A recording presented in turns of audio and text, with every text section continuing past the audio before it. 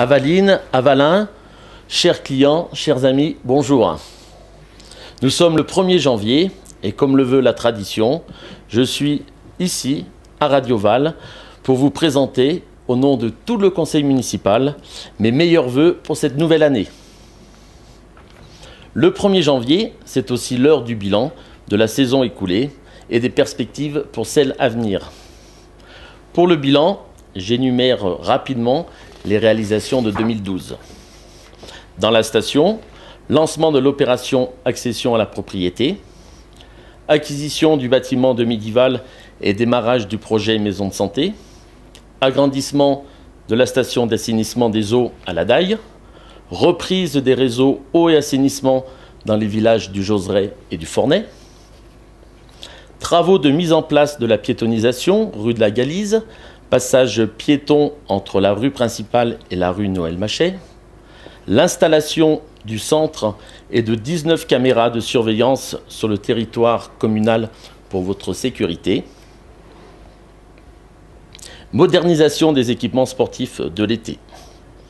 En montagne, avec la régie des pistes et la STVI, construction par la STVI du télésiège des Briables de Fontaine-Froide, travaux de piste de la Joseraie, réalisation d'un bac tampon pour optimiser la production de neige de culture, modernisation de la gare de départ du téléphérique du Fornay, ouverture de l'espace Kili en été avec la création de nouvelles pistes pour le VTT, réaménagement des sentiers d'été avec la participation du Parc national de la Vanoise. En matière d'urbanisme, plus de 50 autorisations de travaux et de permis de construire, instruites et accordées, adoption du nouveau plan local d'urbanisme, mise en révision du plan de prévention des risques naturels, DUP du Manchet, création de la ZAC du coin et projet d'aménagement de la plaine de la Daille. N'oublions pas non plus le travail au quotidien avec l'Office du tourisme, la SEM Sogé-Valdy et le Club des sports pour la promotion, la commercialisation et l'animation de la station. La continuité d'une politique événementielle forte, variée et de qualité, avec notamment l'organisation l'été dernier d'une Coupe du Monde de VTT, d'un championnat du monde de tir à l'arc et, début décembre, du critérium de la première neige, magnifiquement réussi cette année. Je précise, et c'est très important, toutes ces actions sont menées dans le strict respect des budgets et avec le souci permanent de maîtriser et même de diminuer nos dépenses de fonctionnement. La commune fait face à un contexte économique dégradé et à un montant de dette important. Plus que jamais, chaque euro doit être compté et bien dépensé. Voilà pour l'essentiel du bilan de 2012.